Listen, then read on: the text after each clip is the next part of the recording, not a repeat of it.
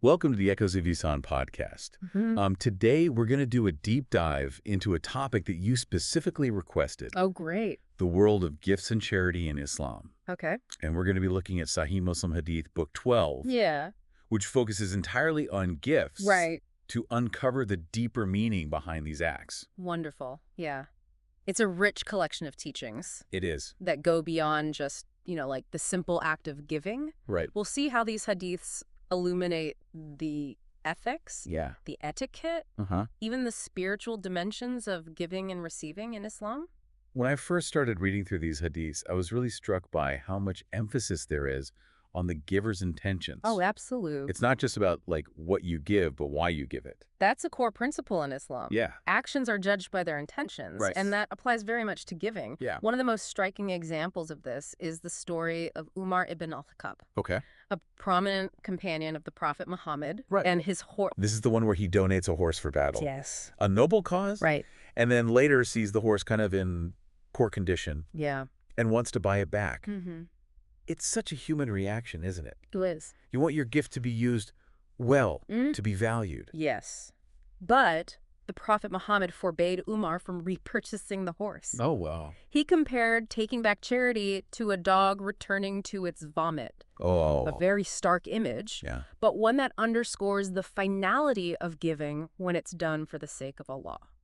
That's a really powerful reminder that once we've given something sincerely, Yes. for the right reasons, we need to detach from it. Absolutely. It's not ours to control anymore. Letting go of that attachment, Right. that desire to control the outcome, Yeah. can be incredibly freeing. Uh-huh. It allows us to experience the true joy of giving, Yeah. which is in the act itself, Right. not in the potential benefits or recognition we might receive. I'm seeing this idea of detachment come up in other hadiths in this collection too. Like the story of Zayd bin Aslam, Yeah. where Umar again wants to buy back a horse he donated, this time because the recipient is struggling financially, Right. but the Prophet still forbids it. These repetitions serve to emphasize the point. Yeah. It reinforces the idea that giving for the sake of Allah Okay. is not conditional Right. on the recipient's circumstances or on our perception of their worthiness. It's a challenging concept, but also liberating in a way. Yeah. It means we don't have to worry about whether the recipient will use our gift correctly or whether they deserve it. Right. We trust that Allah will guide the outcome.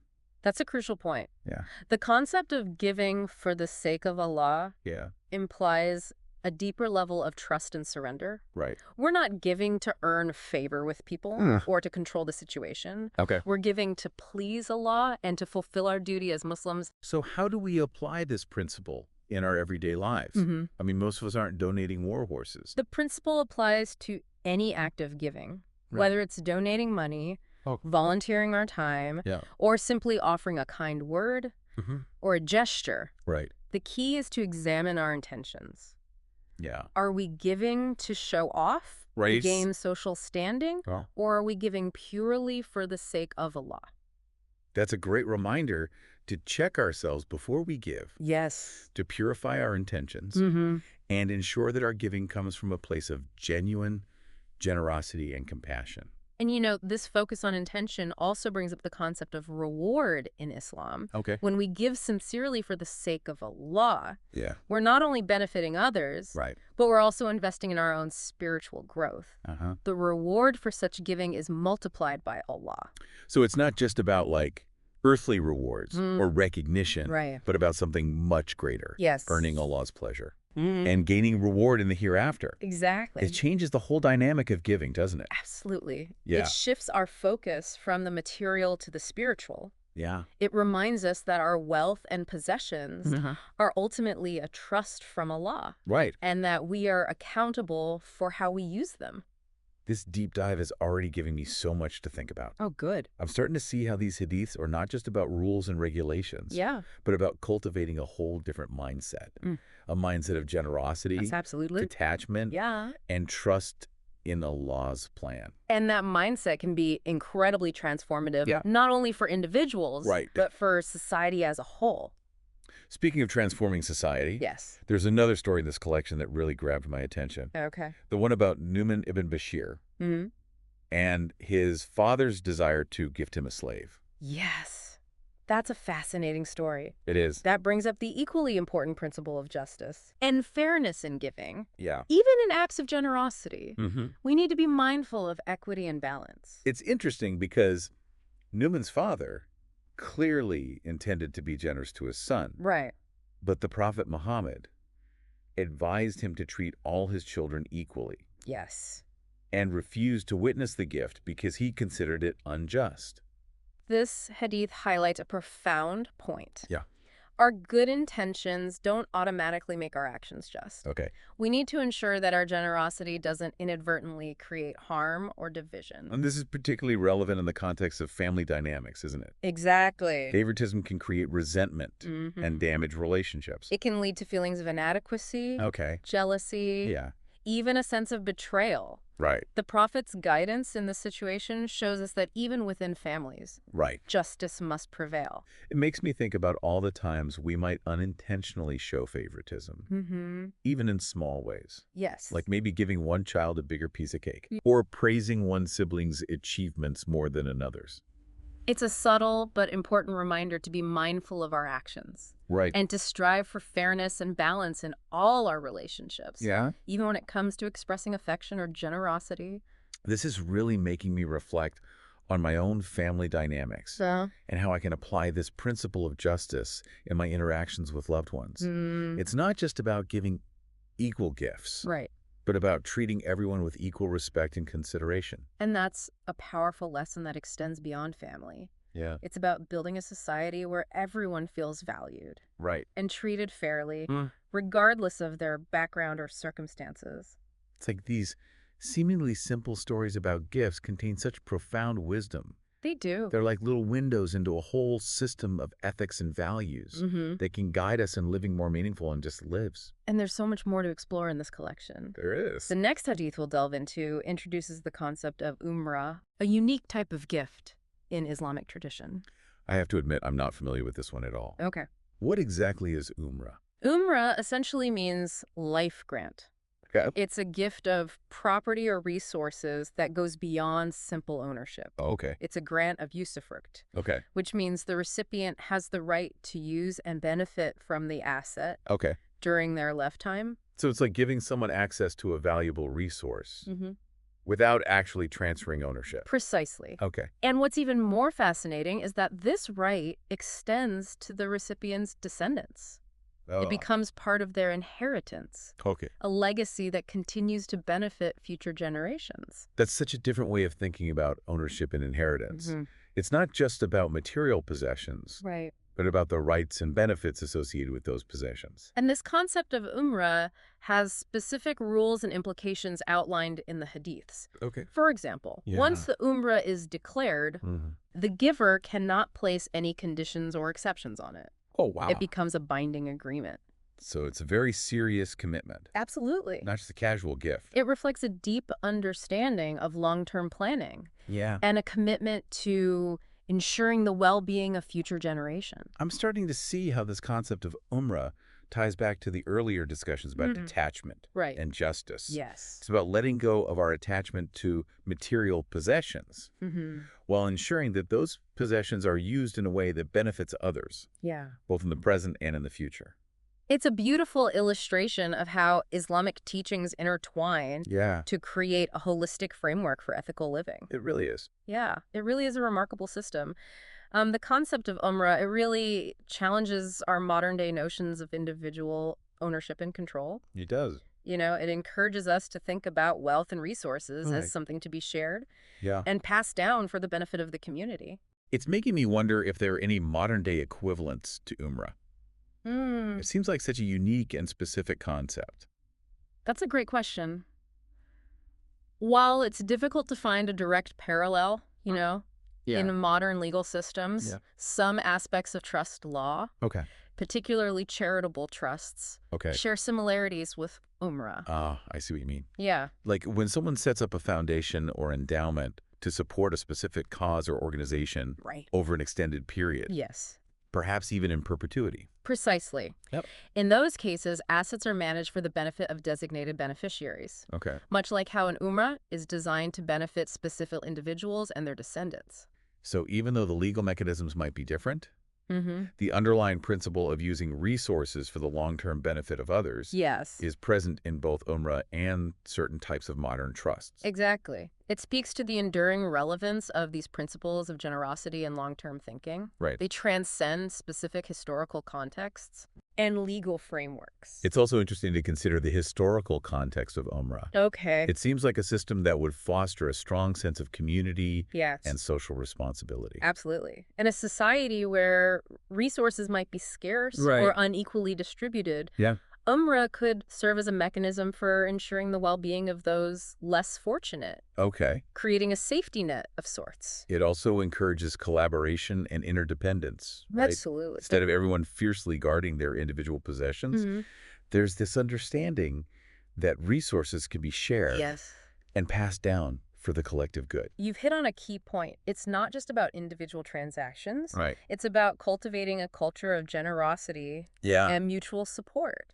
I'm finding myself increasingly fascinated by this concept of umrah. Good. It's like a glimpse into a different way of organizing society, one that prioritizes collective well-being and long-term sustainability. It certainly challenges our modern assumptions about ownership and inheritance. And it's not just umrah. Right. I'm noticing this theme of justice and fairness running through all these hadiths on gifts and charity. Yes. It's a central theme in Islam. It is. Woven into the fabric of its teachings. Right. Justice isn't just an abstract concept. It's a guiding principle that informs all aspects of life, including how we give and receive.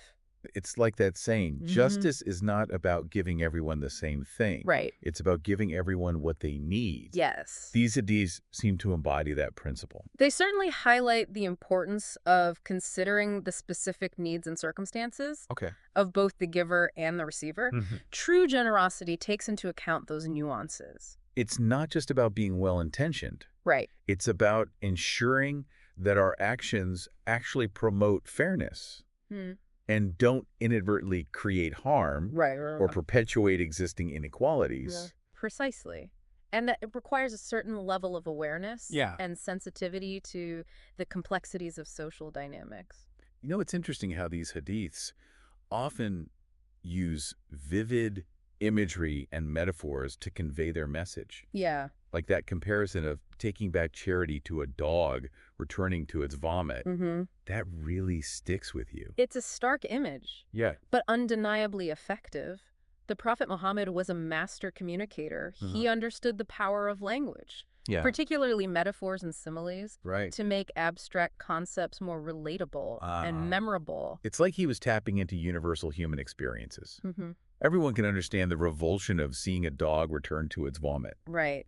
And that visceral reaction reinforces the point about the irreversibility of true giving. Right. He used these relatable examples to drive home profound spiritual and ethical lessons. It's not just the imagery. It's also the way these hadiths are structured as stories. Real-life scenarios that people can connect with on a personal level. Absolutely. It's like we're witnessing these ethical dilemmas unfold in real time. It makes the wisdom feel more tangible, more accessible. Right. We're not just being told what to do. We're seeing how these principles play out in the lives of the Prophet and his companions. I'm finding myself constantly reflecting on my own experiences with giving and receiving as we discuss these hadiths. Good. It's prompting me to examine my own motivations, my own assumptions about generosity. That's the power of these teachings. They invite introspection, self-reflection. They challenge us to align our actions with our values and to constantly strive for a higher standard of ethical conduct. I think this emphasis on continuous self-improvement is really important. Yes. It's not about achieving some perfect state of generosity. Right. It's about constantly striving to refine our intentions and align our actions with our highest ideals. Exactly. It's a lifelong journey of learning and growth. You know, I'm also struck by how these hadiths emphasize the importance of balance. Yes. It's not just about giving excessively. Right. It's about finding that middle ground between generosity and responsibility. Yes. Islam teaches moderation in all things. Okay. And that includes giving. We're encouraged to be generous, but not to the point of neglecting our own needs or the needs of our dependents. There's a hadith that comes to mind where the Prophet Muhammad advised a man who wanted to give away all his wealth to charity. Yes. To keep a portion for his family. Right. The Prophet recognized that true generosity also encompasses taking care of one's family and fulfilling one's obligations. Right. It's about finding that balance, Yeah. that equilibrium between giving to others and ensuring our own well-being. It's a reminder that our actions always have consequences, and we need to be mindful of the impact our generosity might have on those closest to us. It's a nuanced perspective that encourages us to think holistically about our choices and to consider the interconnectedness of our lives. I'm starting to see how these teachings on gifts and charity are really about so much more than just material transactions. They are. They're about cultivating virtues, strengthening social bonds, and ultimately about creating a more just and compassionate society. You've captured the essence of it. It's about recognizing our shared humanity and using our resources, both material and spiritual, to uplift one another and create a world where everyone can flourish. It's amazing how much we've covered just by exploring this one chapter on gifts in Sahih Muslim.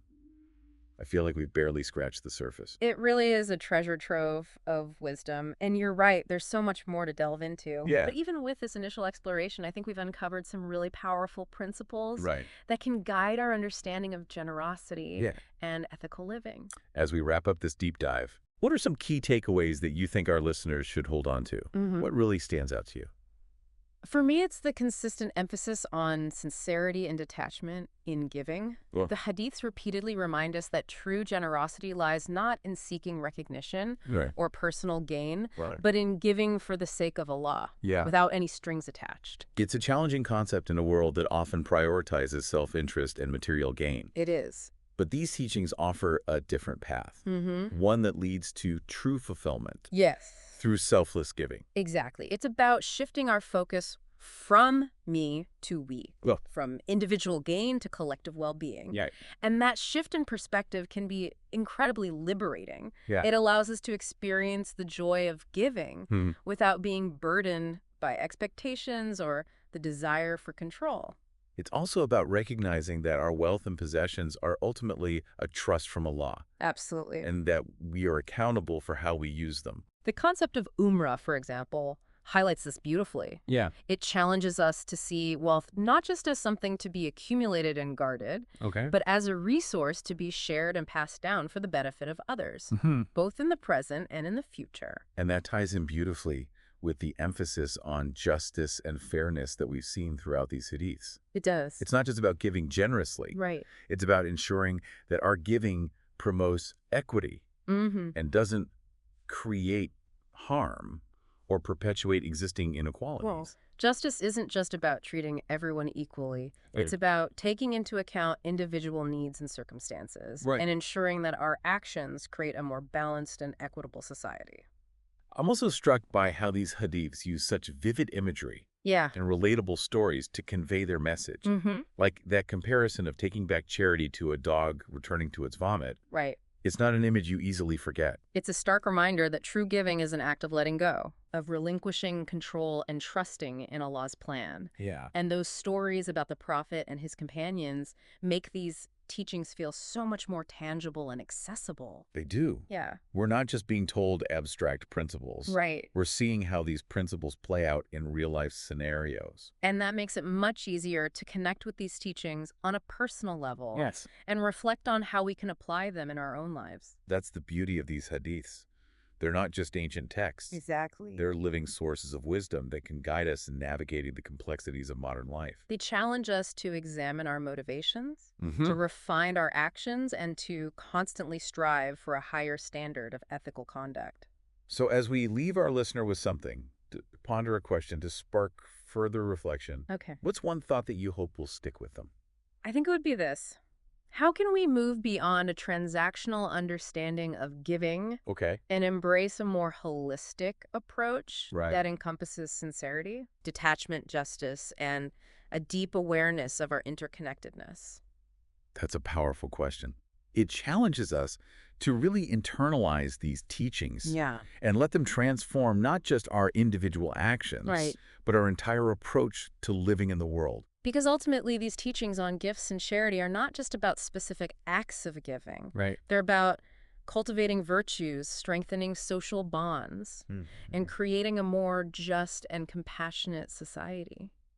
What a beautiful way to end our deep dive. Thank you. Thank you so much for sharing your insights and wisdom with us today. It was my pleasure. And to our listener, thank you for joining us on this journey of exploration. Yes. We hope this deep dive has inspired you to approach giving and receiving with a renewed sense of purpose and awareness. May your echoes of Ihsan continue to resonate.